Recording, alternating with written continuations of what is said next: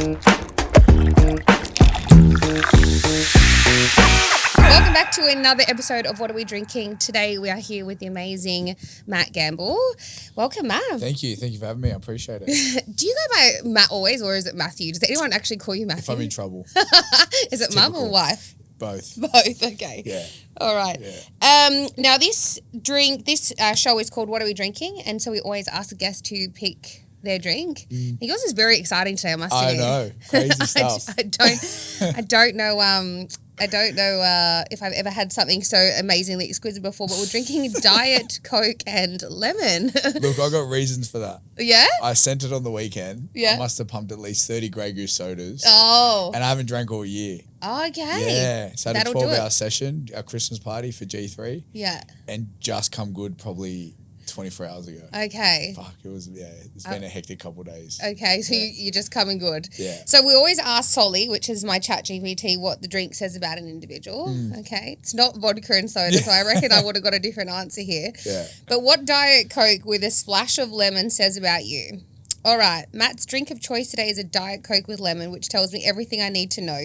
He's refreshing, sharp, a little zesty, and likes things fast, cold, and no bullshit. Classic Matt Gamble energy. That is legit to a T. Is it? I swear to God, the drink says so much about everyone. I don't think it's ever gotten wrong. Hey, every time. All right, cheers. Cheers. Oh, you drinking before you cheers me? Yeah. Yeah, I already had a couple of sips before.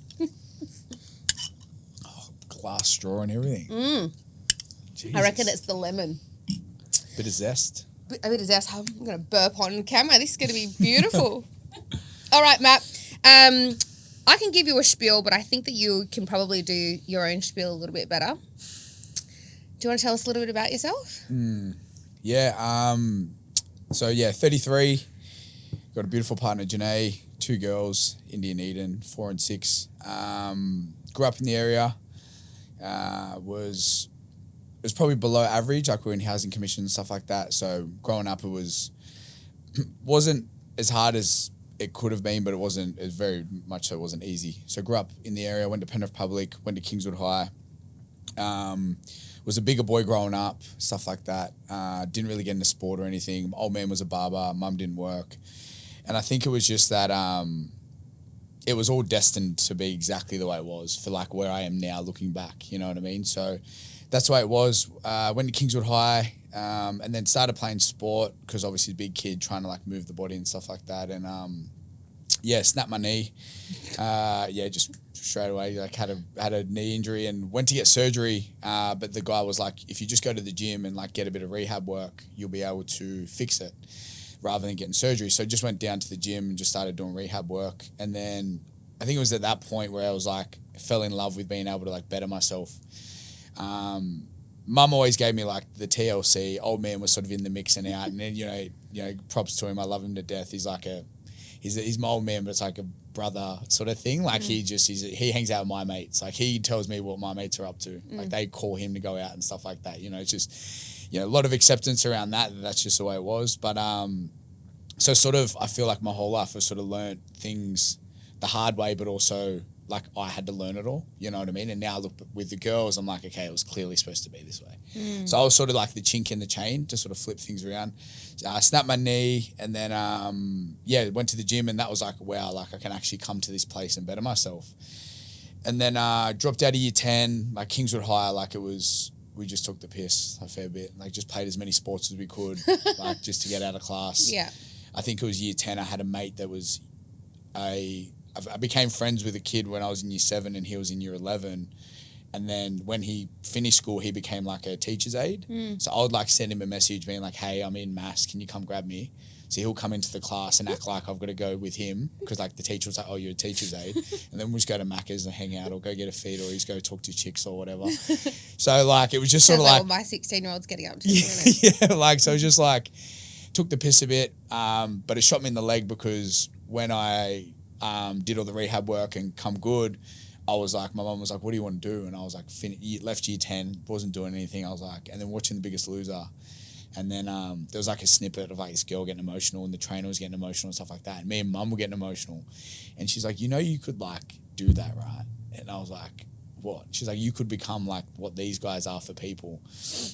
And it's funny because the person on the TV was Shannon Ponton, I think it is. Yeah. Yeah. He follows me on Instagram now. Oh so it's like this full circle moment that was yeah. like, this is crazy that once upon a time, this was like the inspiration that it all kicked off. So then we started looking into it, trying to get into TAFE and stuff like that because it was obviously the cheapest and easiest way for me to get the tickets to then do the thing. And then they blocked me because I didn't pass year 10 PDHPE. Me and the teachers didn't see eye to eye. Okay. So I didn't pass. So the lady blocked me. And this is where like big believer in faith, like, you know, the universe, God, all that stuff. It was like in that time, my mum got a job in the Yellow Pages, like 4 weeks worth of work. And it was like this guy, he just needed his books to get taken care of over the break. So I couldn't get in. I was shattered. And they were like, even if you try in 6 months, you're not going to get in. And then mum was working for this guy.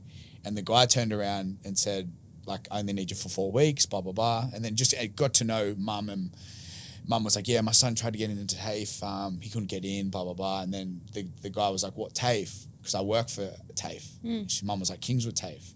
And the guy was like, I know the girl who runs it. That 4 week period was when the applications, like, I got knocked back. Wow. And then it was like, mum was like, there was one spot left that like they just like slid me in. So I wasn't even supposed to be there. You know what I mean? And like, Power of the universe. Exactly. So it was just like, I knew that it was like, all right, you had your fun, you had a crack growing up, doing, you know, being rowdy and stuff like that. You're not even supposed to be in this classroom. Let's give this a bit of a crack.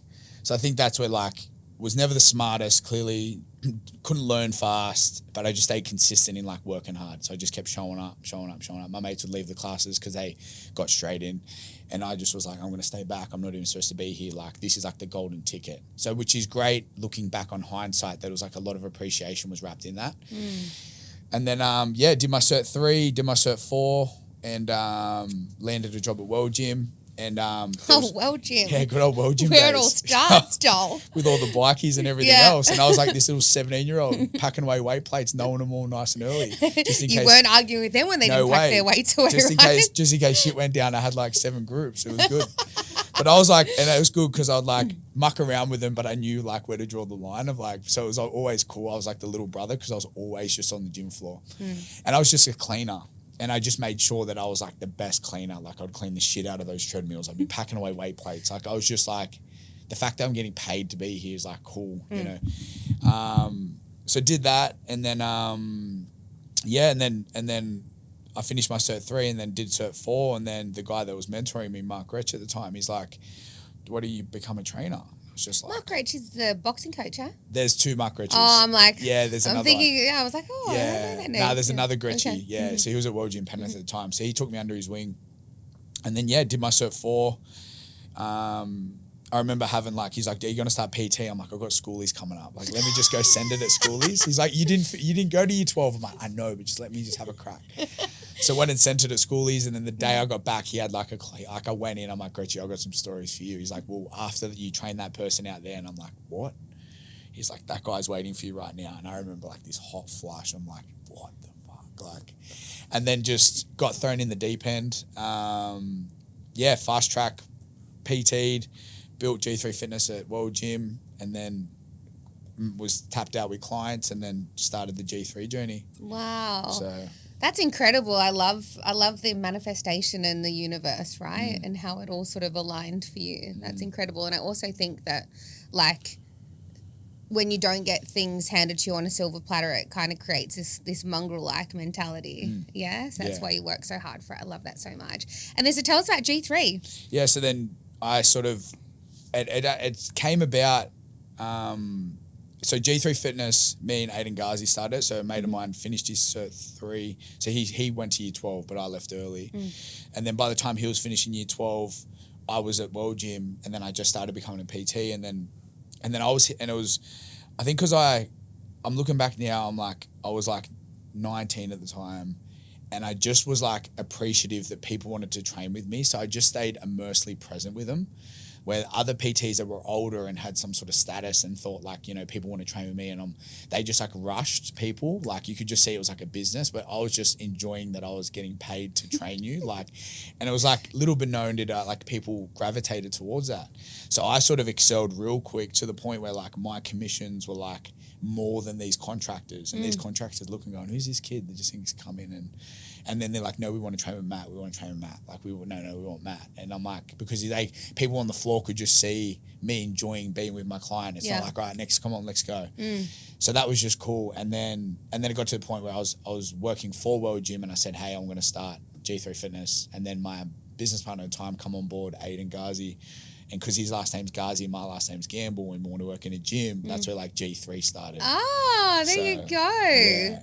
And so what was the concept behind G3? Now, I've been there. It's such a vibe, and you built this like beautiful community. But like, what was the concept, the idea? So when we originally started G3 Fitness at World Gym, we were just PTs. So and then we just had like, we ran boot camps and stuff like that. So we ran that out for about 5 or 6 years. And then one day, 2 girls rocked up at the same time by accident. So one was booked in at 8:30, one was booked in at 9:30, and they both rocked up at 8:30. And I seen them rock up, and I'm like, one of them's got the time wrong. And they were both training legs, and they said, hey, and I'm like, look, you're both training legs. Do you want to just pay half price? And I'm like, I get out an hour earlier, so I'm stoked. We'll just do a leg session together. They didn't know each other. One was a mum, a younger girl, and then did the session with them. And after the session, they're like, that was great. Like, we enjoyed that. Like, in my head, I'm like, cool, that was fun. Like, they were connecting, and I was just basically running them through the workout.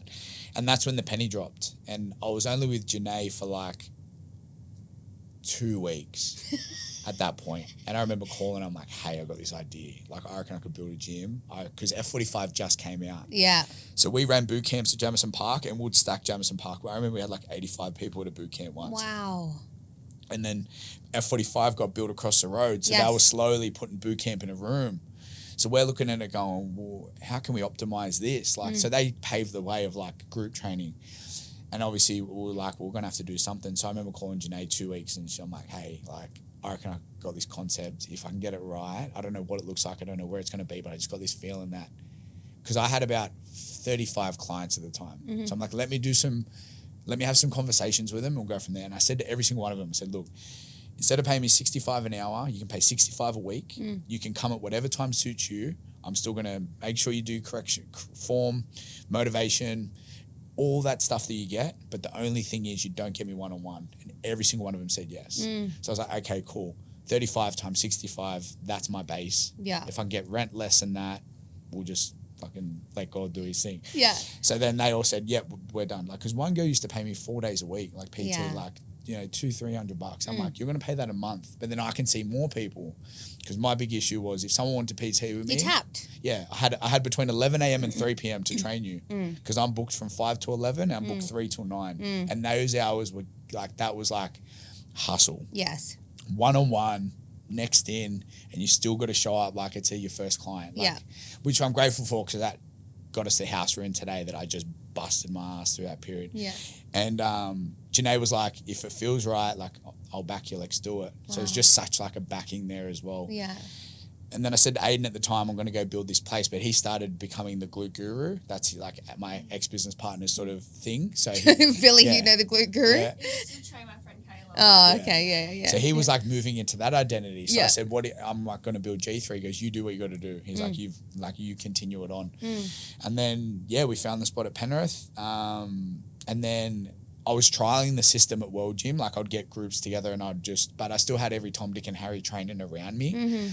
So I just was doing a bit of testing and stuff like that. And they were like, yeah, this will work. So I was like, cool. So like, we basically seen the F45 model, and we went, how can we, instead of making it all cardio based, how can we like split muscle groups up, target specific muscles that people like to do, and they pay less, we can see more people and do the thing. Happy days. So World Gym Penrith just became a thing right in the T intersection of High Street.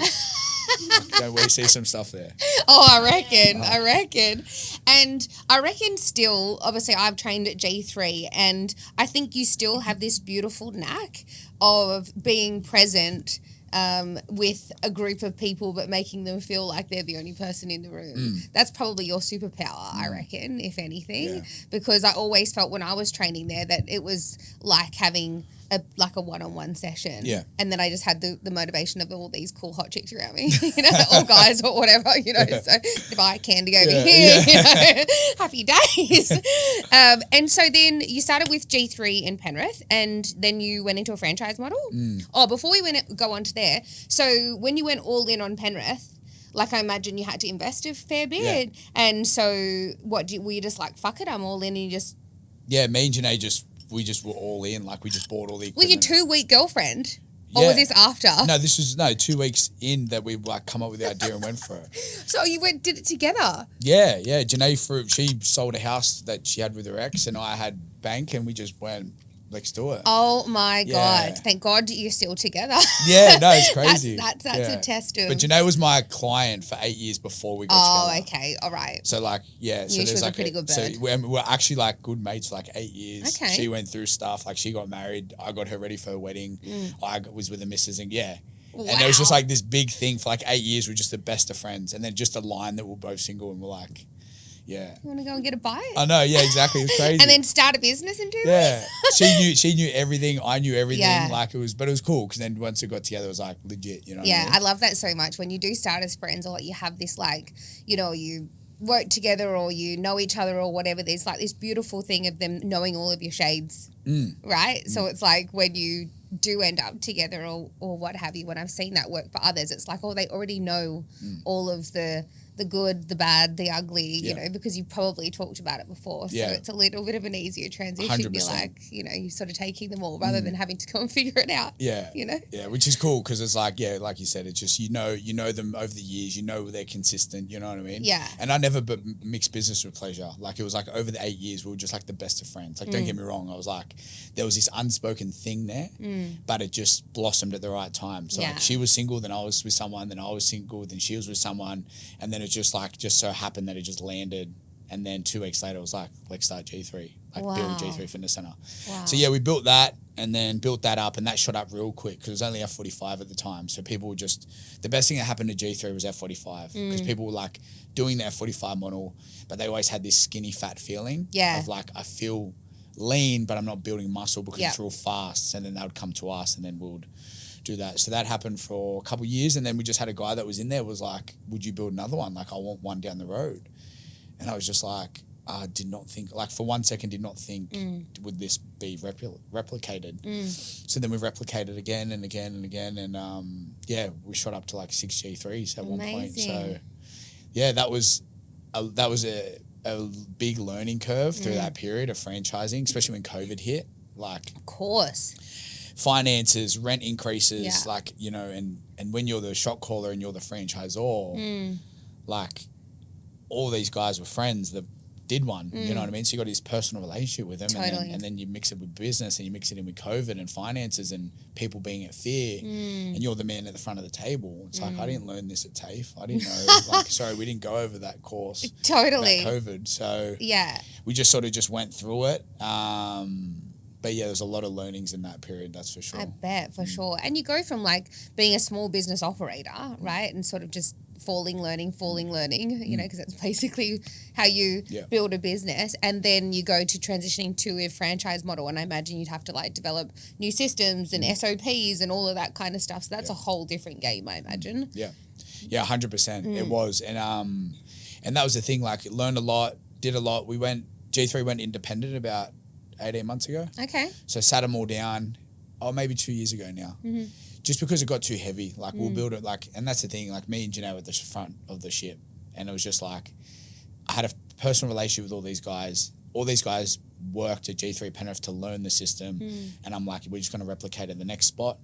And then obviously they paid like royalties and stuff like that. And then it just got there's just too much energy in the circle. This person wanted this person wanted this person was saying this. And I'm just like, and I obviously went to the jungle and did my thing over there. And I just got to this point where I'm like, I just want peace. Like, this is the only thing in my life that's just causing chaos. It's just like this, like, and just too many voices. And I'm like, you know what?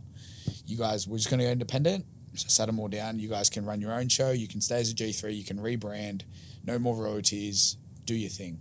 Wow. And it was just like, it's all good. Like, and then like, some of them like, what are you talking about? Like, we'll run our contracts out. It's fine. I'm like, no, it's all good. Like, do your thing, just because I know that it's not easy for everyone at the moment, especially with the post-COVID, like we got whacked hard. So that was good, like just freeing myself up and just letting them do their thing, you know what I mean? that. So yeah, so there's still some G3s, and then some of them rebranded, and it was all, I was sweet with it. It's good because it's like, it's a big learning curve as well. Because I remember going through it, because of, if I'm going to backtrack, growing up I didn't have much. So when I started G3, it was the first thing that was like mine. But I like had this I was wrapped in it. It was like, I am this. Like, it didn't have much, and now we've got this. And it did a bit of stuff. So now that we built 6, I was just like this real big attachment.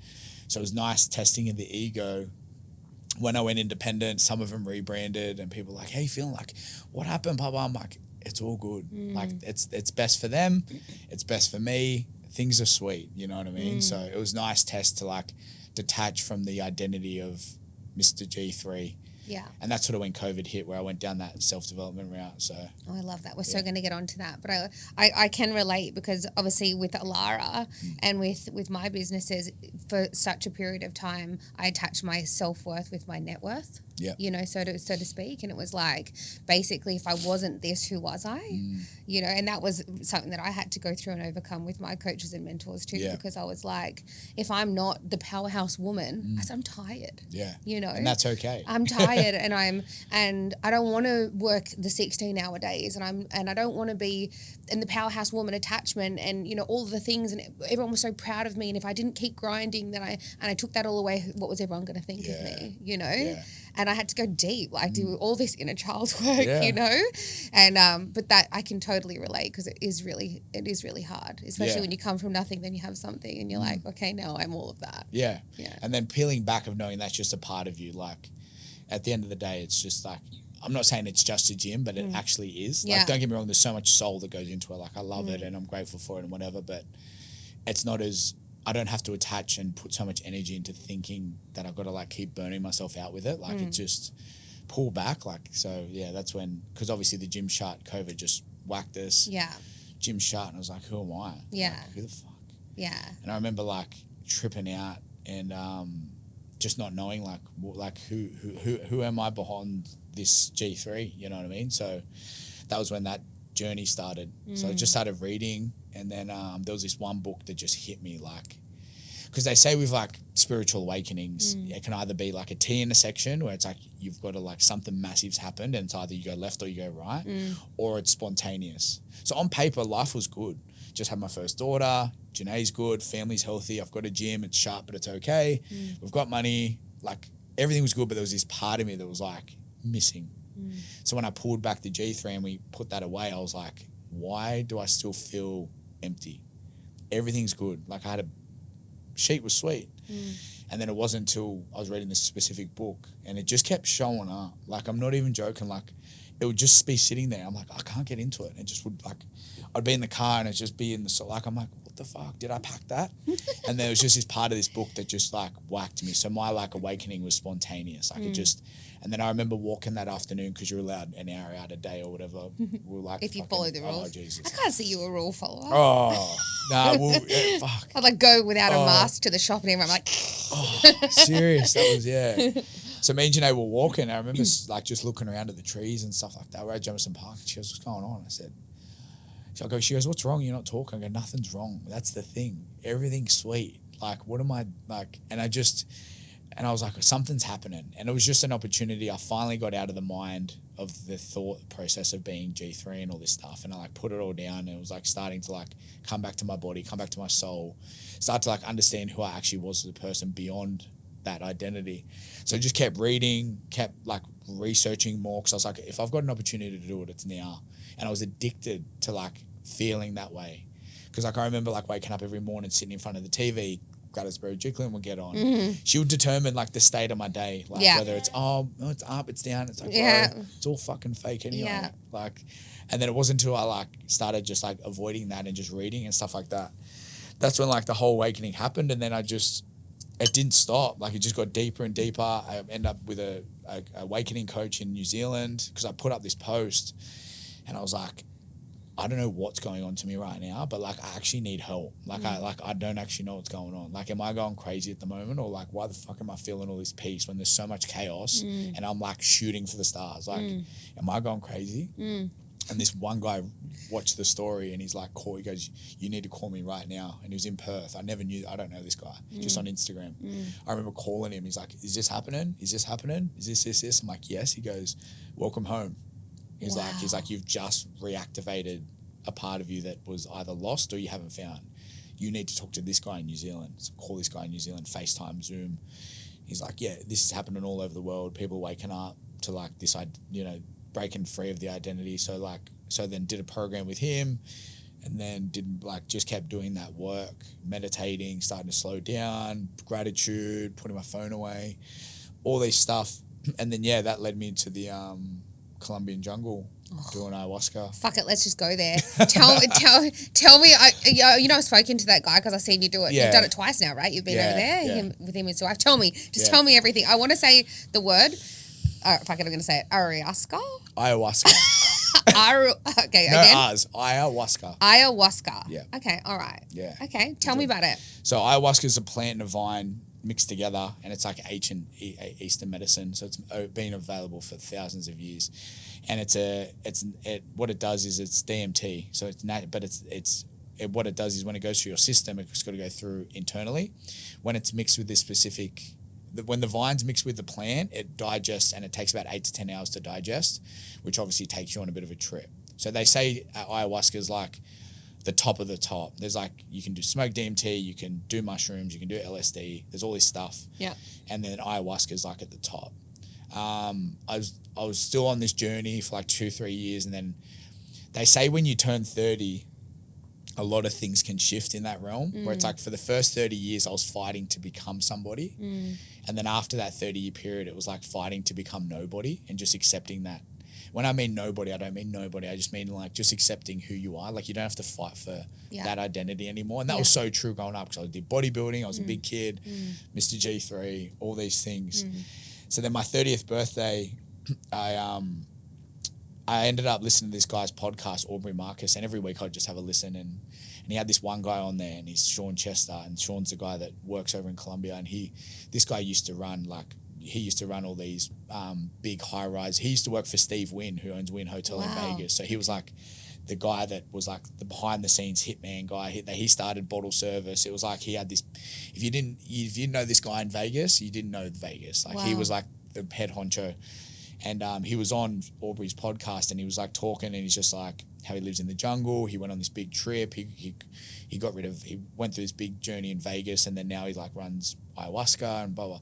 And halfway through the podcast, and I'm like, this is like legit stories. Halfway through this podcast, I went to send him a message because I'm like, bro, this story is fucking crazy. Like, you've lived 9 lives. Like, if this guy doesn't even read it, I'm not even mad. But I just feel like I need to tell him what I'm feeling right now, because this is insane. Yeah. Halfway through the podcast, I type his name in, can't find him. So I'm like, okay, cool. Listen to the end of the podcast. Aubrey's like, where can people find you? He goes, the native guides. I'm not even exaggerating or joking. I type his name in, I'm already following him, and he's already following me. Wow. And I'm like, what the actual fuck is this? He only had 100 followers. Like, he was following 100, but he's got like 8,000 followers. I was like, I go to send him a message, and it pops up, that little icon pops up. The native guides has liked your photo. Clicked on the photo, it was a photo of my kids. And I was like, I got goosebumps. I'm like, what the fuck? I go, bro, what is going on? He's like, this is how this stuff works. The plant, they say the plant finds you. Yeah. So it's like all stars have to align. And like, he's in Colombia. Like, it's 36 hours away. It's not like around the corner. So we jumped on a FaceTime. We had some calls, and it was just like, this feels so right. And he's like, well, if it feels right, then why don't you book in? So I booked in for my birthday. So it was like 30th birthday. 2 months before I was supposed to go, I'm like messaging him. He's like ghosting me. I'm like, is this some sort of stitch up? Like, what's going on? I've just paid for these flights. Like, don't. He's off on his own. 100%. And then he's like, can we have a call? And I was like, oh, here we go. And he jump on the call, and he's like, look, I've done my shoulder in. I've cancelled on everyone. And he was like walking around, like, because he lives in like a hut. Like, it's like he lives in the jungle. Like, it's a hut built with timber, and like, it's like he's monkeys and like everything. What? Yeah, I'll show you photos after. The jungle. Okay, wow. And it's like this, and it's like a full blown tree house. Like, it's like, but it's like levels, and it's got its own thing, like running water, and it's right on the river. Insane. So he's like on FaceTime, and he's trying to talk, and I'm like, Sean, if I'm not supposed to come, I get it. Like, I understand if I'm not, like, I have a lot of faith that it's not supposed to be. I said, but just don't feel so expected to be some sort of host when I get there. Like, you don't have to put on a show. I'm coming to drink the medicine. And then he stopped and he's like, this is why I haven't cancelled on you. He goes, this makes so much sense now. He goes, why don't you come over and we'll just treat it like a mate's doing and we'll just do a one-on-one. Wow. So I went from this group to like me, and then so I went over there and it's just like a friend hanging out for a week. We went deeper into the jungle to drink the ayahuasca, and I did a lot of work before it, because when you drink it, you can't just be like, I'm done now. It's in your system for 8 to 10 hours. Like you have to, you're about to go on a roller coaster ride, and you don't pick what comes up. Because what they say with ayahuasca, it's a mother energy. So it's like mother ayahuasca. So everyone that drinks it has this mother, grandmother. It's like your grandmother that loves you, but she'll slap you across the back of the head if like you're carrying on. So that type of, you'll get put in the dark corner if you need to sort your shit out, but she loves you and will hold you and take care of you. So everyone that drinks it has that sort of feeling, or they have some sort of guidance through this woman energy. Like Will Smith just did it, and like he was in it. He did like 8 to 10. Like there's a lot of people, like Conor McGregor just went over and did similar. Mike Tyson, Megan Fox, Machine Gun Kelly. So all these people are doing it. And the reason all these famous people are doing it is because they're so attached to this identity. Yeah. When Mother Ayahuasca doesn't care how many Logies you won, doesn't care how many movies you've been in, doesn't give a fuck. It's coming straight for your soul, and it's going to clean that out. So booked it, one-on-one. First night in the jungle was like, I just had some like little things coming up. And it was so true what was coming up. It was like, first thing was like, you need to accept a mother's love. And I was like, It's like, yep. Because like my mum and my mother-in-law, it's like this, I feel like I've got to have this sort of role as like the rock sort of thing. Like they're rock, like if they need me, like I'm the first on the call. But it was like, you need to accept when they tell you they love you, they're proud of you. Because I always brushed it. I'm like, yeah, no, thanks, mum. Like, it's all good. Yeah, I'm just doing my thing. It's like, no. So the first thing that come up, Mother Ayahuasca come down, and it was like I laid in a hammock. So you're in a hammock and you got a vomit bucket. Yeah. You got wipes. You got a toilet in the jungle. Yeah. And you're like, go do your thing. Yeah. The first thing was you got to accept a mother's love. And I was like, yeah. But if you surrender and try and tell Mother Ayahuasca differently, you're going to go on a journey. And because if you think you know better, that's when the purge starts. Okay. The vomiting, the pooping, the sweating, the crying, like it just comes all out of your system. So it's when you reject or deny. Yeah, a part of it is like, it's like, they always say you've just got to surrender to whatever comes up. Where if you try and like fight against it, you're going to suffer. So like, it all depends on how much work you do prior, rather than you can't go in there and be like, no, I know what's going on. This is, just fix me, but this is a problem. Because that's when it's like, no, it's fucking not the problem. Yeah. So I just surrendered to it. I was like, yep, fair call. Like, got it. And like, and I had it. And then the first night as well, I had a vision. I was standing exactly where we built Unwind. Wow. And I journaled it and everything. And that was 1.5 years before we signed the lease. Wow. So the journal, because when I got home, I gave Janae the journal because I couldn't even talk, because I'll get into what else happened. But, and it wasn't until like 1.5 years later we signed Unwind, and then we moved into our new house. And she was like, were you standing there in the jungle?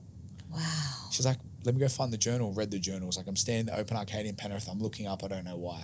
And that happened in the first night. Wow. And that's where I'm like, yeah, like, and it was like on paper. And I'm like, what the fuck? Because when Janae read the journal, she's like, why would we move our gym 50 meters up the road? Like, we're right on the corner, like, because we just assumed. Little did we know that that's exactly what it was. Wow.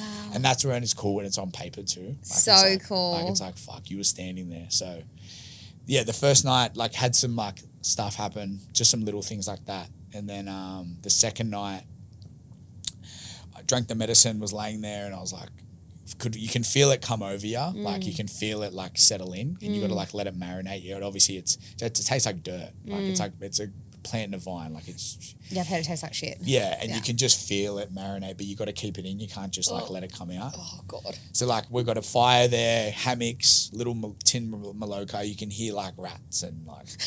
You can hear all this stuff going on. Yeah. You know what I mean? And then... like I felt, and I'm like, I might go home tomorrow. Like, I feel good. Like, I feel like I've got what I've got. And then, like, bang, clicks. It was like I disintegrated into dust. It was like I was like, it's hard to put into words, but I was everything but nothing. Like, I was like one with the world.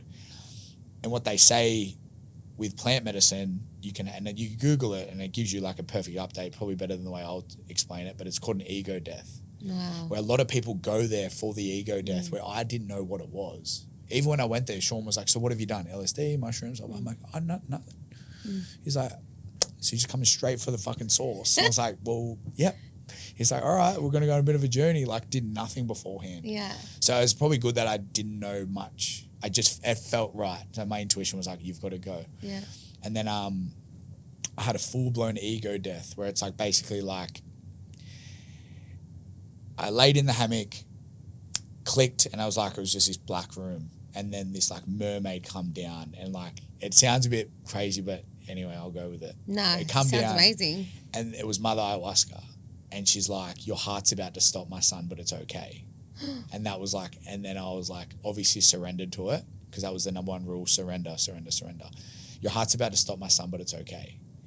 And I felt so unbelievably good. I was like, well then, like, it's all good. Like, because DMT, you release DMT when you're born and when you die. Like, that's when people, when they die, they see the light. And when they're born naturally, that's when you release the biggest amount of DMT in your life. So now I've taken it and I've had this feeling come over me, and it felt so fucking good. So I just laid in the hammock. I was like, yep. She grabs my chest, she throws it up into the sky. Like, she just goes, and I'm just like, and for like, I don't know how long I was in this realm, and they call it like the ether, like the oneness. Like, it's just like, and people talk about it, which is cool, because I don't think I'm fucking going crazy. Because afterwards I was doing research, like, and it was like, I just had this little breath, like, and it was just it. That was it. And I was just in this realm for like 10 minutes maybe, or it could have been 5 hours, don't know. Yeah. And it just felt so good. It was just like I was being carried. Wow. And basically what it was, I've got you. It's completely fine. If you can accept death, because a lot of people struggle with that. If you can accept death, you can accept anything. So it's like the fact that, and basically like that was a lesson within that. And then Sean comes over to the hammock and he's like, are you all right? And I slowly come out of it and I'm like, I feel like I just died. And he goes, what happened? And I tried to like tell him, and he's like, this is going to take a while to get you back. Every one of my senses came back within 20 to 25 minutes. Wow. So basically I opened my eyes and I looked at him, and he was huge, like massive. And he put his hand on my shoulder, and it was so sensitive. I'm like, he's trying to talk to me, and like it was ringing in my ears. He's like a baby being born. Everything comes slowly. It was that. It was like, I opened my eyes, I looked at him, I'm like, fuck. And he's like, we're just going to talk. I'm just going to talk softly for a little bit. So once I got the understanding of hearing, he's like, can I put my hand on your shoulder? 20 minutes later, he put his hand on my shoulder. He just rubbed me.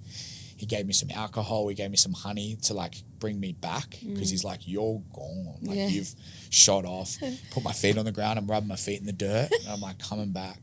And like, I've opened my eyes and like finally can look at him.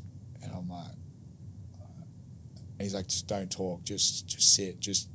Let's just like bring it. So it took about an hour and a half, 2 hours to come back from the experience. And then I'm like, everything was brand new. So it was basically a factory reset.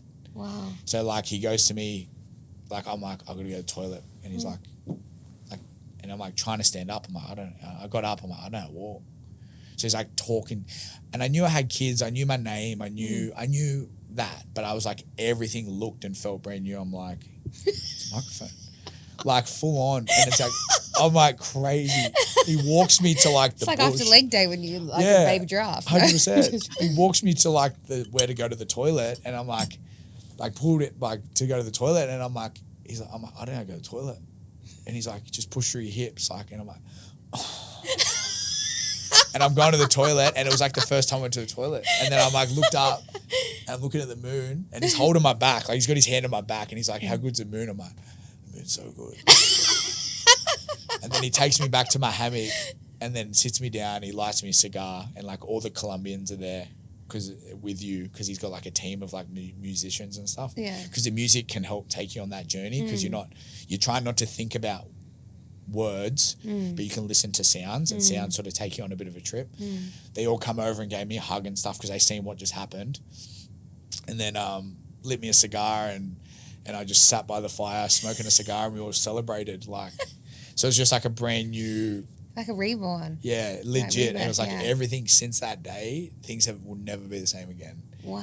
It was just like, I've got this like, the best way they describe that scenario is like that movie Limitless. Have you seen that movie Limitless? Yeah, It with takes a pill, the pills, opens up. yeah. It's exactly the same sort of scenario was what happened. It was like access a new part and was like, you can always access that if you need it. So just from that day forward, it's like deeper faith, deeper peace, like less noise mentally. And that just was like, since then it was just been like, yeah. So it was like an ego death that happened, and that's what he said to me. This explains why I didn't cancel on you. This explains why you came 36 hours to the other side of the world for this experience. And like I vomited, like I didn't poop much, I more vomited, but like just cleaned myself out. Like, cause they'll come and look at your vomit. Like they'll grab the flashlight and look at your vomit. And like, cause you get a shaman who like guides you through, and he's like, go again, drink more water. We need to get this out. And you're vomiting up like black stuff that like sits at the core of your stomach. That's like that you've held on to this shit for so long. Yeah. We're going to get it out. So like usually like lose like 7-8 kilos. Wow. There. God, maybe I'll go just for that, doll. And then, but they feed you like you're on a vegetarian diet, you're sleeping, you're relaxing, and then you go into the medicine. You got to drink. You drink at 8 p.m. And it usually lasts till about 8 a.m. Wow. Go back to his house, you sleep, and then you wake up and you go again. Wow. So we were supposed to do 3 nights back to back, but after the second night, I was like so timid and like I was an emotional mess the next day. Yeah, I bet. I remember getting back to my phone and looking at my phone. It was like my girls, and I'm like, that's my girls. Aww. And I'm like bawling my eyes out. So I just cried all day. Like, Yeah. and that's where he's like, we can go again, but I don't think you're going to get anything from it because you're like, what's happened? It's only so ever happened a significant. handful of times with him. So it's like, I think I was the second person that it's happened to. So it was just like supposed to be and stuff like that. So that's amazing. And so was there any reason why he does it in the jungle? it's where the medicine's made. Okay. Like you can like I know of people that know people in the area and like mountains and stuff that you can do it with, but they say it's good to do it where it's actually made because there's a different energy that comes with it rather than bringing it from like the Amazon over to Australia.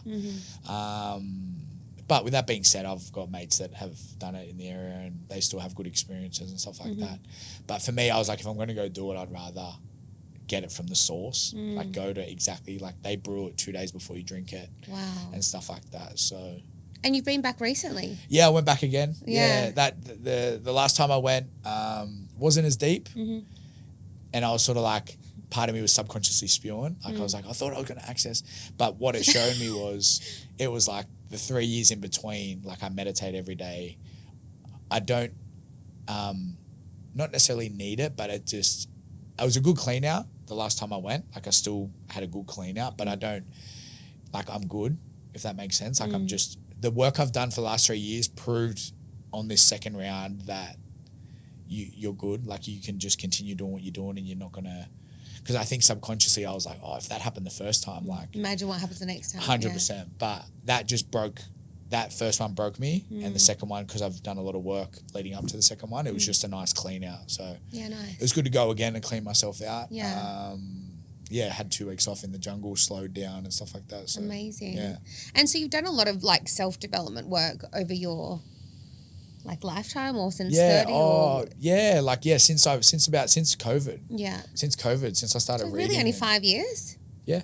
Yeah. Yes, how long COVID? Yeah. Yeah, 2020, right? COVID? Yeah. Yeah, 5 years. So what would you say your growth's been in 5 years? Like mentally? Like, yeah, just growth in general. Yeah. I feel like I've just got a lot more peace. Like, I'm just, like, very present. Like, for me, life these days is very simple. Like, today, literally, like, I was just, like, I've got, like, my morning ritual, which I can go over. Like, first thing to do when my alarm goes off, put my feet on the ground, and I just thank God. I'm like, thank you for me being here. Thank you for my family being healthy. Thank you for my breath. Because, like, if those things are good, it really means everything's good. Do you know what I mean? Of course. Like, I'm healthy, I'm breathing, my family's good. Like, so I do that straight away, make my morning drink. And then when I get in the car, before the music starts, before the thoughts start running, I'll like I'll click off, no music, and I just have a conversation with God. I'm like, God, thank you for me being here again. I'm going to have a good day today. Like this morning was like, I'm going to go to G3, do my best, go have a cheeky nap, come talk to Rach, go to Unwind, be the best version you can be, you know.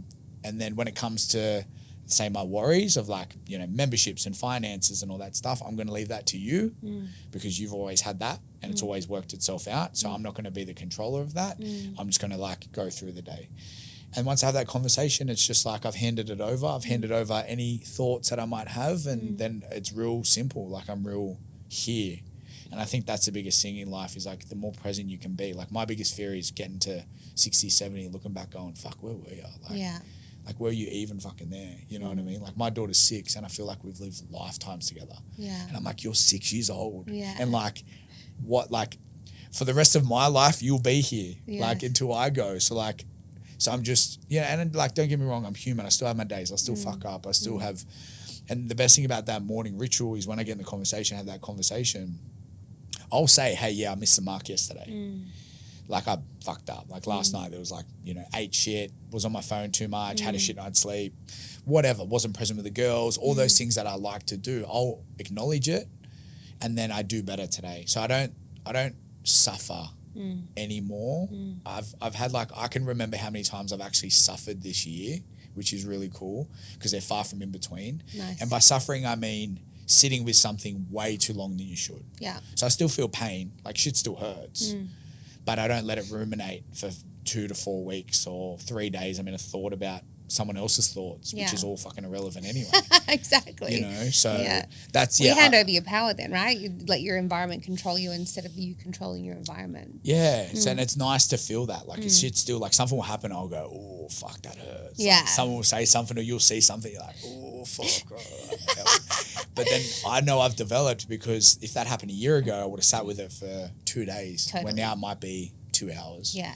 And then I let it pass and then, you know. And you probably got that self-awareness, right? It's like when something does come from you triggered, you're like, instead of being triggered by it, you're like, why am I triggered by that? 100%. You know, and you can go and you can say like, why is that triggering me? And so tell me, you talk a lot about being present, Rachel, present. What does present mean to you? Fully just seeing whatever's going on in front of me. Like, and you know, you can talk about being present, but it's beyond words. It's like, there's a difference between saying, I'm being so present right now. It's like, no, you're in a thought about being present. Exactly. Like, I feel presence and I feel when I'm not. You know what I mean? Like, if I've sat on my phone for like 3-4 hours throughout the day and then I go home and go, I'm going to be present with the girls, and I put my phone away and I'm like sitting there, I'm like, I'm being so present right now. Like, no, you're not. You're not. Like, and then there'll be days that I'll fully just be like looking at my girls being like, fuck, you've grown. Like, look at your face, look at your eyebrows, look at your hair. Like, what's going on? And they'll just like, and they give you like, and they're your biggest teachers. Like, they give me like little lessons, like, Dad, like, let's play. Like, what are we doing? And I'm like, whatever you want to do, like, let's go. Yeah. So they're brutal for feedback, aren't they? big time. Like big fucking mirror right in front of your face. You're like, okay, thanks, little shit. My oldest son's like, Dad, did you ever have hair? She goes, you did one time when you come home from the jungle with the monkeys, I remember. Because from the airport, like, I didn't shave my head for like 2 weeks. I remember coming home, I was like a mess. And I'm like, oh, girl.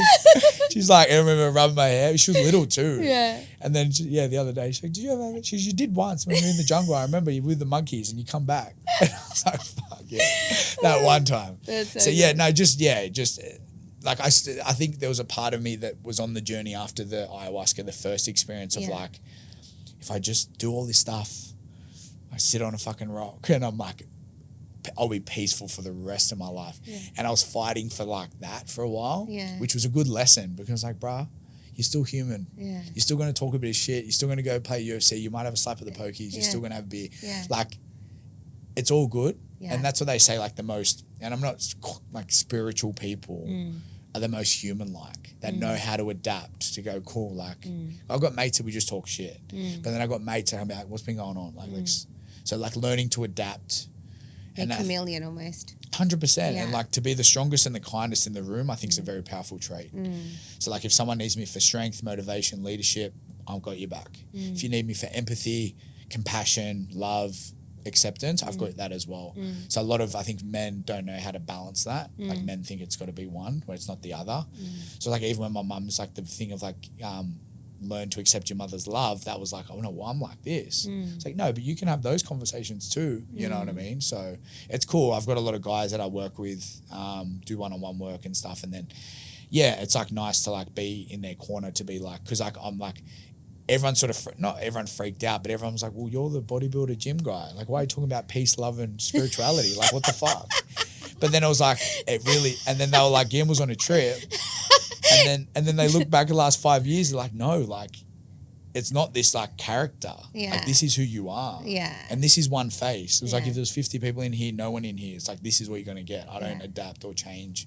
So I don't have to like, I just be me the whole way through. And then whoever like attracts that, if I can teach someone, if I can be myself and that gives someone the opportunity to be themselves, then it's powerful stuff. Totally. I couldn't agree that more. And, you know, it is about self-acceptance, right? And so many people don't go through or aren't fortunate enough to ever go through that journey where they can just fully love themselves and all of their, you know, fluidity. You know, it's like you can be fun, playful, a powerhouse, but you can still be vulnerable and, you know, all of these different shades of yourself. You know, you can still go out and drink alcohol, but you can still be spiritual or whatever. It doesn't have to be fully all in on other or all out. You know? 100%. And I think like you are one of one. Like every single person that's lived here has only lived, like no one has lived your life to the exact T. So how can you expect someone else to tell you otherwise of the way that your DNA is and the way that you do things? Like that's one thing. It was like when I went on that journey, it was like thinking that everyone had to be like that. I'm like, as long as I'm good within here, I'm actually proper all good. Like it's like everything else can do, like everyone can do their thing. Yeah. If it feels right that like you want to connect, like, because there's some people like, what'd you do in the jungle? And I'm like, oh, I just went on a little bit of a retreat. Like I'm not going to burn energy trying to it just doesn't, you know, it just doesn't feel right for you to like go down that path. But some people I know I can open up to, you know what I mean? But as long as I'm good in my body, then it's like, and like teach that with other people. Like I got lads that like, you'll see them in a gym class and then they'll message you one-on-one and like I just send out voice messages and, you know, give guidance and stuff like that. And it's just like, I just be me with them consistently. I'm like, yeah, you fucked up, I fucked up too. What, are you the only person that hasn't fucked up? Yeah, exactly. A lot of men sit with a lot of guilt and shame. And that's one thing that as the journey's gone on, I've really like adapt to. Like I enjoy knowing that through my own experiences of going through the sort of hard route, I can sort of guide, I wouldn't call it a guide, but just be there consistently for people and go like, bro, that's all good. We're fucked up. That's all sweet. Like it's all good. Like, and teach them like putting little tips and tricks to like find more peace, because everyone's acting like they want something. It's like, you just want a peace of mind. Like you think you want that, but when you get that, you're going to want the next thing. Like, Totally. So that's where like my biggest mission is like, how can I be as peaceful as possible majority of the time, but also accept that I'm human, I'm still going to fuck up. Yeah. So when I get that fuck up, that's why I had that conversation in the morning. I'm like, fucked up yesterday. Yeah. Everything went wrong and I kept going. I ended up at Krispy Kreme, KFC was on the way, watching porn, like doing everything I could do, but then I was like, it's all good. That was yesterday, today's today, new day. Like, you know, run it back. So yeah, totally. And I think, like, I know that you work with people with coaching and mentoring and things like that. We'll talk about that in a minute. But I think the beautiful thing about you showing up just authentically as yourself, it allows other people to show up authentically as themselves and just meet them at wherever they're at. And so then you started the coaching and mentoring. And so do you work specifically with men, or you sort of just work with everybody, or? Well, whoever sort of fits the part, like as in the sense of like, if they feel my energy and it feels right for them, then they sort of gravitate towards me. I'm a big believer of like letting it play out. So like and I know it's got nothing to do with like, I know there's a power out there bigger than all of us that connects the right people. Cause it's like, I'll connect with someone, I'm like, that is so random. Like it was someone's friend's cousin's brother, and it was just like, hey, I listen to your podcast, or it feels right to work with you. So so do that as well, like with the G3, and then obviously unwind and then do some one-on-one work as well. And I like these conversations. Like I get a thrill out of talking about unlocking people, being like, life is good, like be grateful, like we're all here right now. You know how hard it was us to all be here, how many people aren't here, like, and just because I feel like when you can find deep gratitude and feel gratitude, there's no room for anything else. Like if something else tries to come in, you're like, bro, like I'm so grateful, like because if you put your story in the middle with someone else's story, you'll probably want to grab your story back. And I know we all have our little world that we live in, and little things go wrong and we're like, fuck, and whatever. But it's like, just like deep gratitude is just like powerful stuff. So that's why I start the day with that. And then just teach men, like, be grateful. I'm like, bro, you're here now. Like, you know, you didn't die, you didn't kill anyone, you didn't do it. Like, you just fucked up a little bit. Like, bro, we've all fucked up. Like, let's open up that closet and let's pull those black things out, and then move forward and try not to fuck up again. Yeah. But if you do, it's okay. But what they do is they fuck up once, and then they put a curtain over it, and then they just think, and then the curtain gets bigger and bigger and bigger, and it grows. Or it's like, bro, like I've done that. Like, what? Like, yeah, I've done that too. And that's the difference. I've had feedback with people of like, they've seen psychs and stuff before. Yeah. And they say the best thing about you is you'll put your stuff on the table. Totally. So like, I'll put my stuff on the table, and I'm like, whether you want to join me or not, this is what's been happening with me. Because I can gauge the energy in the room with someone if we do like a one-on-one catch up. Like, how you been? They're like, yeah, I'm good. How are you? I'm like, oh, fuck. Well, let me tell you what's been going on. And I'll like jump in the pool. Yeah. And then they're like, oh, yeah, cool. So you got, some of the best sessions have been like, I remember one session I was going through some shit and I put it on the table and I was like, fuck, I'm so sorry, Shaq. I gotta go. I'm like, I'm not charging you. Like that was thanks for the you, session. Yeah. I'll pay you. And she goes to me, no, two things. One, I've learned more about this than most sessions. Two, I'm glad you still go through some shit because I thought you had it all sorted. I'm like, no, I don't have it all sorted. Yeah. But I'm very aware of what I don't have sorted. And I think everyone has that opportunity to build enough awareness to just know how their system works. Like, I know that, like, you know, I've got things with like my mum and dad that I know, like my old man was adopted. So he was put on a doorstep at 6 weeks old. So his attraction to women, his own mum, like, didn't want him. Abandonment. Yeah. So he treats women as whatever. So when he was with mum and then he went out and did the dirties and did all these things, it was like, well, you know, his own mum didn't want to have that. So now he just does his thing. So it was like, and then he didn't know how to give me love. So then I had to learn like, okay, cool. Rather than being resentful, like, why didn't you tell me you love me? You're proud of me, like, blah, blah. Like, fuck, you didn't have it. So of course you don't know. So I did it to him. And then now he like does it back and then he does it with my girls. So it's like, and then when he comes over and catches up with the girls, I just sit back and then he plays with the girls, like he's playing with me.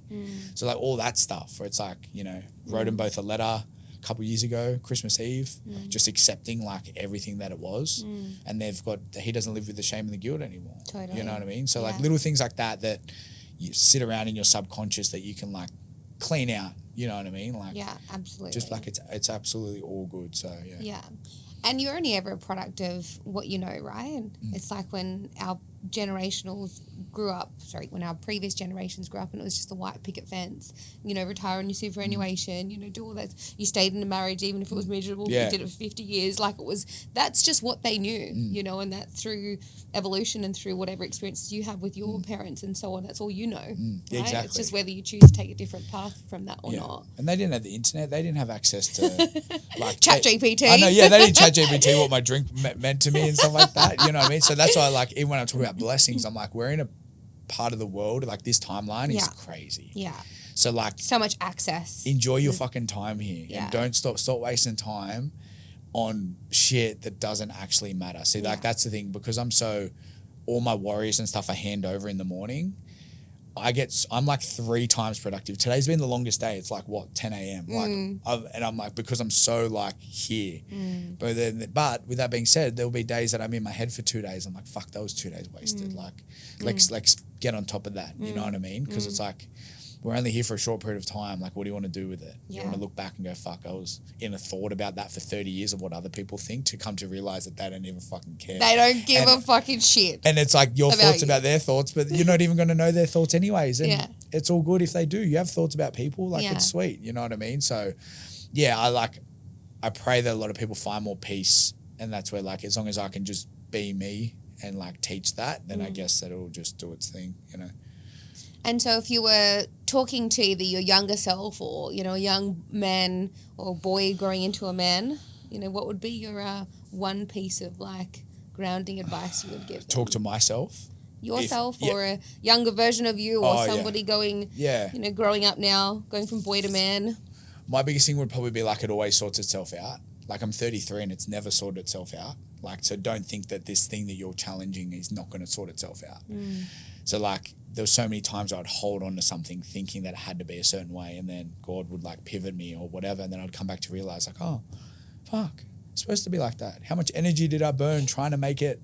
You know what I mean? Like, that would be my biggest thing, is like, as much as if I could talk back to my younger self, it would be like, you're about to go on a bit of a fucking journey. You're going to learn the hard way. but just trust me that it'll always sort itself out. Because that's why surrender. and it's just faith. Like surrender that you're in it and have faith that it'll just present itself however it's supposed to. You know what I mean? So And so then is that why you built Unwind? yeah, that was it happened in the jungle. And then I was just in the shower and I just, when you have a hot shower and it goes all foggy on the mirror, I just wrote Unwind with the infinity logo. I just wrote on the shower door, and then I come out of the shower and I said, did you know we're going to build a place called Unwind? And she's like, where and when are we going to do this? And I just was like, I don't know. I just feel like, and then the vision felt so strong that I, once again, rather than, that's where like I know I've had a lot of growth of like letting things play out rather than just forcing things to happen a certain way. Like if it feels like that, just let it present itself. Like sometimes as our human consciousness, we can get tapped into stuff and we're like, yeah, well, we can see it, we're going to go with it. It's like, yeah, but like it doesn't mean it's going to land on your doorstep. There's a fine line between keep moving and putting in the work, but just you can feel that something's going to arrive. So just stay linear. Don't try and pull it in. So I tried to pull it in. So I started looking at different locations. I'm like, this is a spot. It was going to do with Janae's brother, and like it fell through, and then we looked at another spot. I'm like, what the fuck? Like it's feeling so right. Like, where is it? Come on, let's build it. And then it just didn't happen. And then it was like, once again, I was like, fuck, like am I? And then once again, the ego comes shows in. up. Ego shows up. It's like, yeah, bro, like, what the fuck? You just burn all this energy, like, rather than just letting it play out. And then a year and a half later, the vision was with a handful of people. It landed in my business partner's lap. He was with a mate of mine at the times. Yeah, he was with him, and he was like, Gamble wants to build this place in Penrith. And then he had a vision also of like, that would actually be cool to do in Penrith. And then we caught up, and then next thing you know, Unwind's built. And it was like, I had an office. So my podcast studio was on the other side of Unwind, and Geordie was in there, and like, we just got to know each other, and we were just sitting there. We went and looked at like down near the ice skating ring. We were looking in Warrington, and we're looking again, and I'm like, Geordie, and this is like once again one of those trip out moments. I'm like, Geordie, I know we've just met, and I know you might think that I'm crazy, but see this room right here? It's like, looked around, it's like 30 squares. I'm like, see this room? It looks exactly like this, but 10 times the size. Like, I'm like, it's legit. I can see it. It's 10 times the size. He's like, I believe you. No, I'm like, I'm telling you. 2 days later, I was on realcommercial.com, and it was literally on the other side of that wall. Wow. And it's 300 squares, 10 times the size of my office at the time. Wow. And once again, I was like, it wasn't until we went in and had a look. Geordie goes, looks exactly like you were saying, 10 times the size. And the guy goes, how many square meters? The guy goes, 300. He goes, there we go, 300 squares. Wow. So it was like, once again, it was like just accepting that it'll present itself, and then present itself. We built Unwind, and that was a vision as well. Like with G3, I can be me, but when I'm training people, I've got to put on a show, and I've got to deliver a service, which is completely fine. That's what people are paying me for, to be the trainer. At Unwind, I can be like this the whole way through. So like, I'll have people come in and they'll do a fire and ice. They'll chill on the lounge for an hour or so, have a tea. I come sit with them. We talk like this, and I get so much out of this, talking like this as well. Like just talking about life and whatever else. Like I had a bunch of bikies come in the other day, and they were just chilling on the lounge, and they're like, one of them's like, didn't you go to the jungle? I was like, yeah. He's like, what happened? I was like, and I'm thinking, he's like, you did that ayahuasca thing. And I was like, yeah. So I was like, hey, they're open for this conversation. Yeah. I told them about it. They're talking about peace, love, acceptance, and all this stuff. And I'm like, if I could talk to a bunch of guys like this, and then you guys are about to go out that door and do what you do, like, okay, cool. Unwind can do some stuff to some people. Totally. Then it was just like, this is insane that, beyond the identity, there's a soul there that's like, that connects, and it's human connection, it's presence, it's being off your phone for an hour. Like we've all got a kick because we've been off our phones. Like that's why the sauna's good, because it's forced. You're in the trenches with other people. You actually have to talk. Like back in the day, you go to the doctor's surgery and everyone's talking about what's going on. Where now these days, you don't even look up. Like you're at the coffee shop, you got your head down. No one, you see someone that you went to school with and be like, hey, how you doing? It's like, oh, we don't know. I got him on Facebook, but we won't say anything.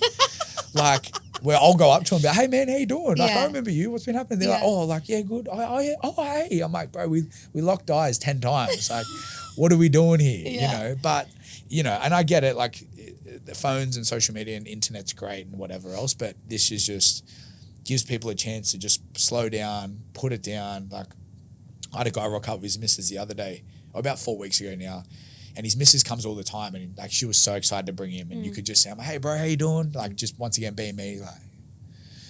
And I was like, oh, okay, we're gonna do this. All right, nice. I'm like, yeah, your missus loves it. Like, it's cool to have you both here. Like, I'm Matt. He's like, yeah, cool. Like, just real cool, right? And I was like, all right, no worries. I'll break you. Yeah. 2 weeks later, he comes in like by himself. I'm like, hey man, how are you? He's like, and then he's like, yeah, how you been? I'm like, oh yeah, good. Like talking, like, okay, we're getting somewhere. Yeah. And then like a couple weeks later, comes past and he finishes the session. He must have just been on some dopamine high after the ice baths and sauna. He's like, bro, can I have a hug? I was like, yeah, man, come here. I gave him a hug and I go, what's going on? He goes, oh, I've just been going through a lot and you don't understand what this place has done for me. And I was like, well, it's nice to meet ya. I'm Matt. Like, this is, now I can meet you beyond the shadow. Like, we can actually, because you've shown up the last 4 weeks and you've seen consistency. I think that's where a lot of people have said, like, later, like, the last 5 years, you've just developed into you. Consistently, you don't give a like, a lot of people say, I don't give a fuck. It's like, no, I genuinely don't care what you have to think about me. Like, I promise you do not live in my sphere of like, whatever you think about me. I've thought about myself times 10. Trust me, I've broken down this shit tenfold. Yeah. I'm really good with me. And if there's something that you think about me, I promise you, I'm not even saying it, but I actually don't give a fuck what you have to say. Like, I'm good. Yeah. But if you think something about me, then that's sweet too. Like, that's your story. And I also think you can so genuinely tell when someone shows up as their authentic self and and is just them. It's beyond words. You can feel it. It's freeing. Yeah. It's so freeing because even when I started business, I felt like I had to act this certain way, do a certain thing, come across this certain way, present myself this certain way. And when I fully freed myself of that, it was like, when they say your vibe attracts your tribe, it's like it completely shifted for me. And I was like, oh, well, people still like this crazy version of me. I was like, what do you mean? I can still be me and be that. Yeah. And that those two can integrate, But how much effort is it being you? Oh, it's like now? Before it was so hard. It was so forced. Yeah, well now it's effortless. It's effortless now. I don't put any energy into the identity. I like even today I was showing up and like back in the day it was like, oh, what do you want to present? Where I'm like, I'll just rock up and talk. Yeah. And I'll let whatever's supposed to come out. Yeah. Like, being you is so effortless and that way you can put more energy into other things. Totally. Like, I've got so much more energy that I can run multiple businesses and I can stay really sharp. G3, Unwind, coaching, do my own podcast. We're now starting to tap into some schools with some entrepreneurial stuff. But because it's all comes from the same portal, me. Go out, come back. Go out, come back. Go out, come back. But it's still, it's not like I have to act. You know what I mean? So. And it's also intentional. Like the work that you're doing is purposeful, right? Yeah, exactly. It all comes back to something that makes me feel a certain way. Yeah. And that's why I think being in service-based industries, which you are, right? You have to have a love for it. Otherwise, that can feel like a lot of effort. Yeah. I've got protocols now where like once a month I'll go stay in Bondi on a Monday night.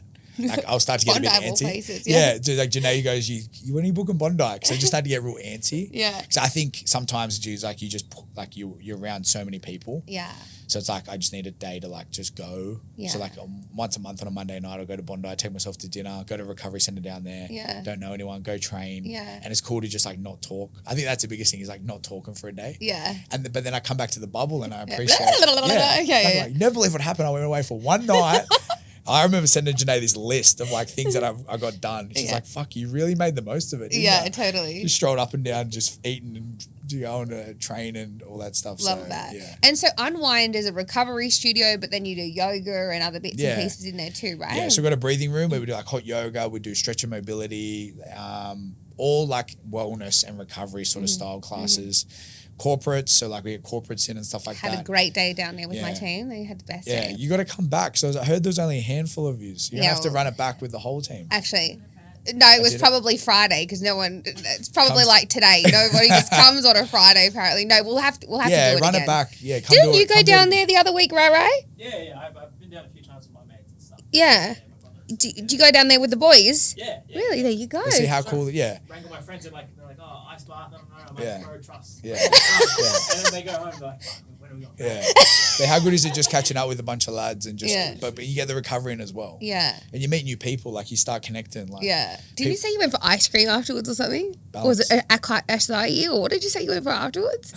What? No, because you say you went for a drink, and I thought you went for a drink afterwards. Like you went, like, well, what did you go from there to Watkins or something? But you Good at Watkins, yeah. But you didn't have brekkie. Okay, yeah. I was like, Yeah. you went for a drink. I was like, you sweated out everything and now you're just replacing it with alcohol. Exactly. So yeah, we've got that, and then we've also got the fire and ice room, so like big 25-minute sauna. I've got our ice baths and stuff like that Nice. too. So it's just nice. It's like a nice. It's like our motto is like the place you never knew you needed, and it's really cool to like watch people rock up, and you can like gauge their energy. They start the work like session, whether it's in the breathing room or in the fire and ice room, and then they come out, and the first thing I'm like, how do you feel? Because that's another thing for me subconsciously. I want people to actually ask themselves how they feel, because a lot of people don't. Like people just go on this roller coaster ride of emotion all day. It's like you can actually like navigate that. Like it's not like you just got to let your emotions play out. You can actually guide, and like I know shit's going to go wrong. You can shift your state, right? Exactly. So like people come out and go, how do you feel? And they're like, fuck, like I feel so amazing right now. And I'm like, good, remember that. So when you leave, don't just jump back into the chaos and get on your phone and start fucking take that energy with you. Go continue it on, have a seat. And that's why like there's no time at Unwind. Like we'll get our time slots, but some people will hang out for an hour after, and it's like, when do you ever slow down? Like especially Western Sydney, fucking High Street, like we're right in the middle of the Matrix. Like it's insane. Like The Matrix. swear to God, like I'm Literally. and I'm the High Street slut, up and down, spreading my wings. That's what Janae says. She goes, I just let you gallivant up and down High Street. You just do your thing, G3 Unwind. Yeah, exactly. But yeah, just a place to like put it all down for a bit. You know what I Yeah. mean? And like, I hope it's lighter when you leave. You know what I mean? Love that so much. Love that so much. So that's been cool. And I love that you asked that question too. I think that whenever I do a coaching session with my coach, it annoys the shit out of me, but it's like the best question. She always says to me, if you can get one thing out of today's session, what is it you're looking for? Right? She always asks me. Is that at the start? At the start. Yeah, okay, cool. Yeah.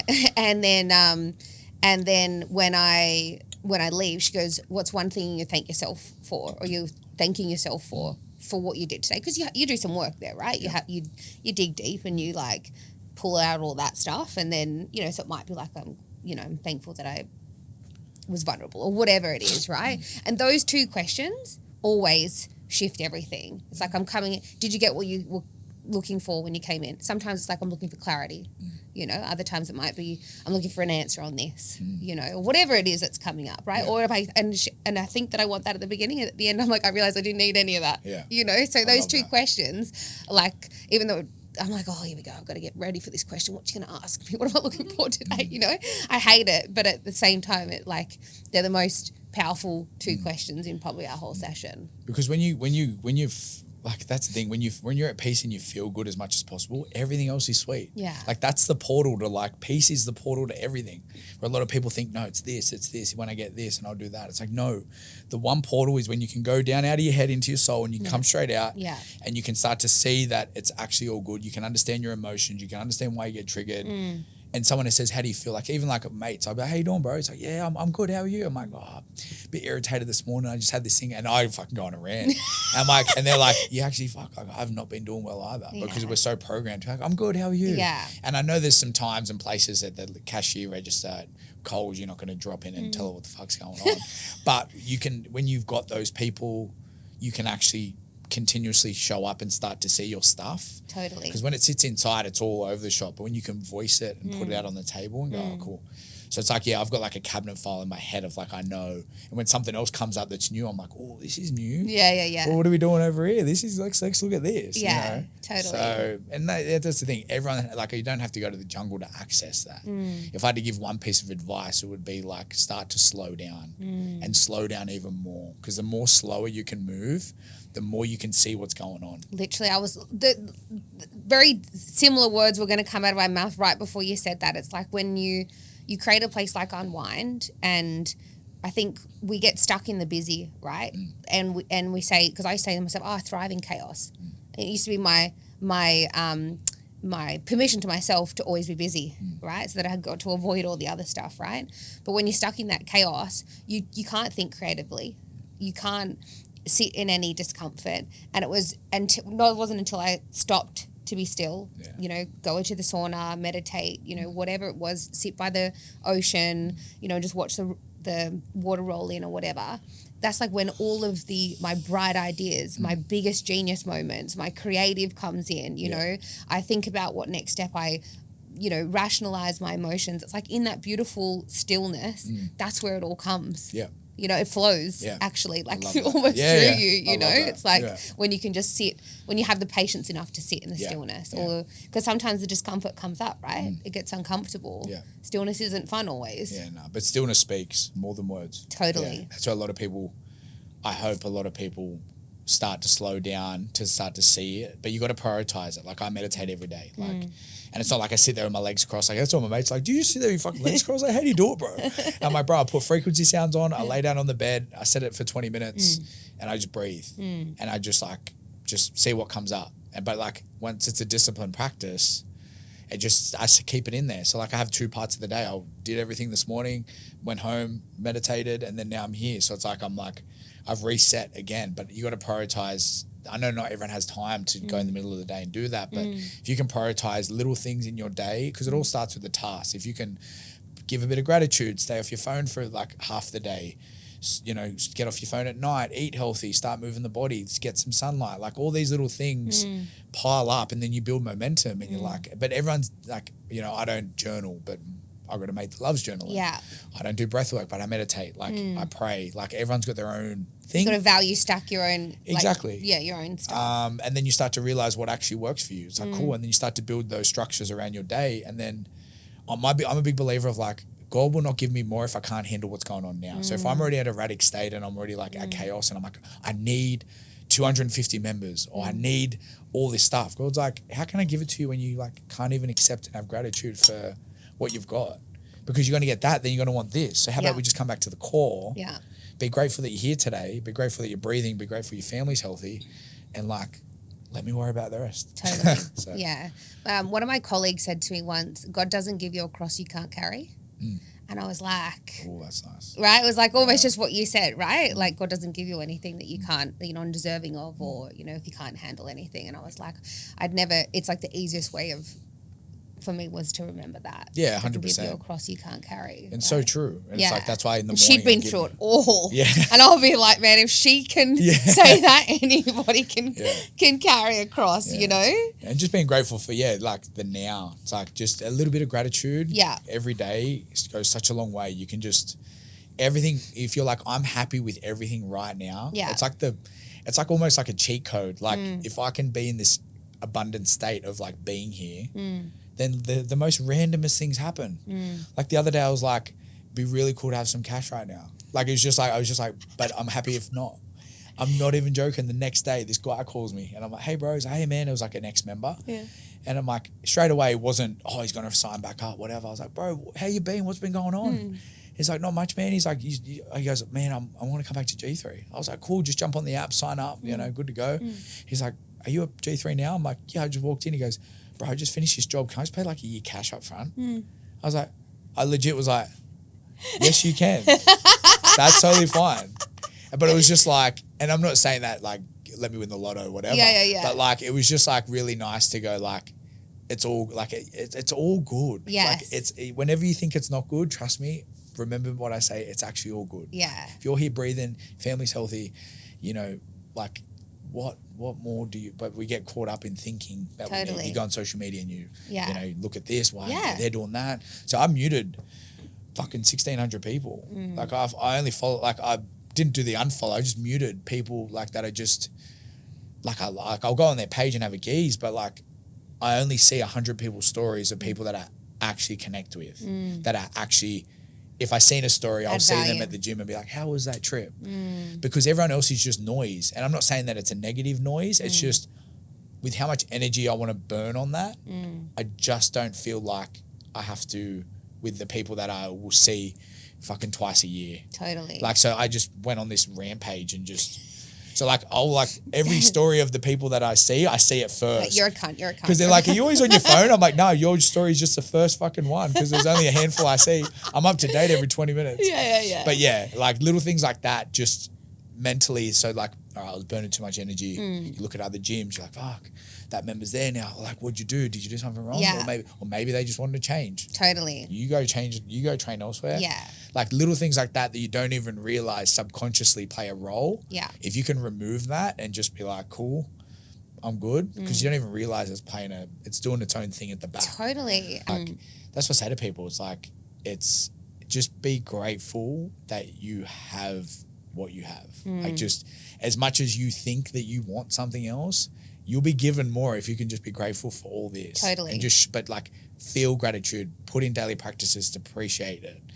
You got a car, you can drive, you got water, you got like I've stripped it right back, being like, as long as I got food, a shelter and clothes. And I know and I don't think for me, because I went down that route, and I think for me it was like, because we grew up in housing commission, my mum's bedroom was a garage. It was like, I had this subconscious attachment of like, I don't want my kids to have to go through that. And I know I'm way far beyond that.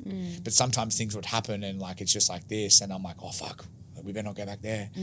But then I was like, just be grateful for like where you're at. You're doing what you're supposed to be doing. But back in the day, my house was a house that all my mates wanted to come to. Yeah. They all had houses in Glenmore Park, and that was in the 2000s when Glenmore Park was popping off. They had their own bedrooms and en suites and lounge rooms and shit. I'm like, and then it wasn't until I got older, I was like, why do all my mates want to come to my house? We've got to put mattresses in the lounge room. Mum's got sausage rolls on, and we've got a movie on. And I was like, you know what it was? It was what was in the house. Yeah. It wasn't. And then I remember talking to some mates being like, remember when you used to always come to my mind? Like, we had so much fun at yours. And I was like, wow, here I am thinking that we've got to go to your house because you got the PlayStation and you've got the big TV and shit. But you want to come to my house? And that's obviously the lessons that I've learned from my mum that I can carry on being like, it's what's in the house. You know what I mean? So I love that. as long as they're all good, things are all good. So, I love that so much. Yeah. We're doing such a beautiful chat, Matt. What's next for you? I'll let the big man decide that. I was like, that's a silly question. You're like, whatever, man. I'm if I had a magic wand, another journey in the jungle? No. Yeah. No, to be 100% honest, if I had a magic wand, I'd just like be like, I'm actually all good. Like, I think it's just enjoying it all more so than ever. That I'm just enjoying what comes up, because then I'm like, I'm here, but I'm like in this little world where like something will pop up. And I'm like, oh, funny, we're going to go down that route. Probably didn't think that, but all right, let's go.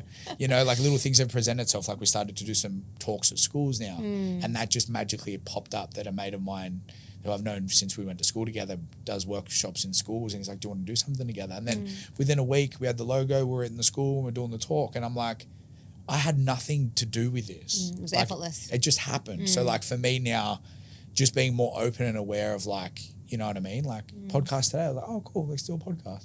So yeah, so for me, you know, as long as I can be present with the girls and you know, have fun with them and be at peace, I think it's just enjoying whatever comes up. I love it so yeah. much. So and if you could leave our guests with one thing today, what would it be? What's coming up for you? What's the universe telling you? What's your spirit God guiding you into? one thing. What? I mean, it can be two. I mean, I'm not gonna hold you back, doll. No, just like one thing would just be slow down. Like just start to really slow down, and like you might say, yeah, but how? It's like if you really start to look at your life and you start to like go deep and start to check in with yourself, you can start to see what those things are that are not making you feel at peace. Whether it's comparing, so then you know comparing attaches to social media. It's like, well, then I need to put a block in to like not go on social media as much.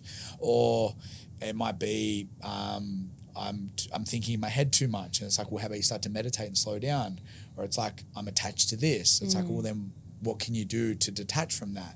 So it's like it's like building blocks, you know what I mean? So the more you can start to build yourself up and build repetition, and then like little things unlock. It's like the veil gets taken off you, and you're like, oh my God, I'm actually here today. Like I'm present, I'm enjoying my life. But it all starts by slowing down. Like you're not going to get it. It doesn't land on your fucking doorstep. You know what I mean? Unfortunately, I wish it fucking did. Yeah, a lot easier. Exactly, right? But yeah, just to slow down, and you can start to see and start to know that you're one of one. No one else has the answers outside of you. That was a big thing for me. I was like looking for the answer. He's got it. He's got it. He's got it.